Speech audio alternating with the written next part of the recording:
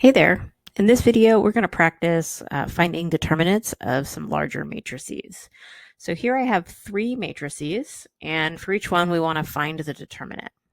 So we start with the first one. We have A equals a 3 by 3 matrix here, where the rows are 6, 0, negative 4, 8, 0, 12, and 9, 0, negative 1.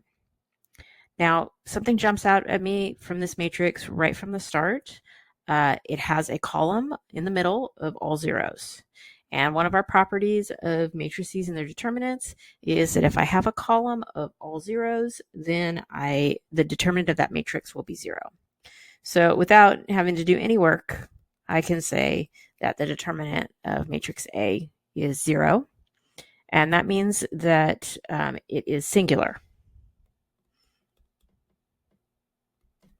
Right? A matrix that has a determinant of 0 is singular. It means it does not have an inverse. Okay, the next matrix, well, we're not so lucky with that one. Doesn't have a bunch of zeros in it. This one has rows 2, 1, 3, 3, 2, 1, and 0, 1, 2. So this one I'm going to have to actually calculate. This one, it didn't have any special properties that are going to help me out with it. So I'm going to use a shortcut here. Okay, this is the faster way to do things. I am going to be testing you on cofactor expansion, but we'll do that in a separate video. So the shortcut for finding a determinant of a 3 by 3 matrix is you write out your matrix. I'm going to put the bars on it to indicate that I am finding the determinant of B. And I'm going to replicate the first two columns to the right of the matrix. So 2, 3, 0 is the first column, and 1, 2, 1 is the second column. And this causes me to see 3 diagonals going down to the right and 3 diagonals going up to the right on this matrix. And I'm going to use those to find the determinant. So first, if we go down to the right, I have 2 times 2 times 2, 1 times 1 times 0, and 3 times 3 times 1. I'm going to write each of those products and then add them up. So 2 times 2 times 2 is 8, plus I get a 0, and then 3 times 3 times 1 is 9.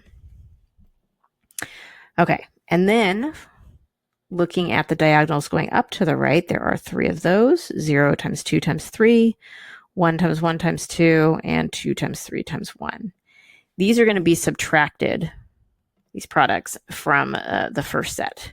So 0 times 2 times 3 is 0, 1 times 1 times 2 is 2, 2 times 3 times 1 is 6.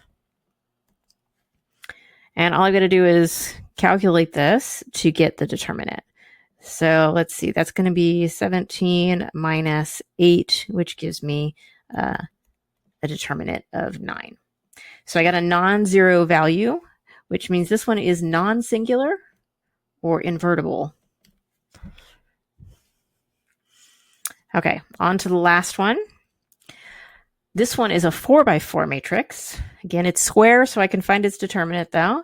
But a quick inspection of this one shows me that there are 2 rows of this matrix that are identical. The second and the third are identical to each other, which means that this one will not have an inverse. It will be singular, and its determinant will be 0.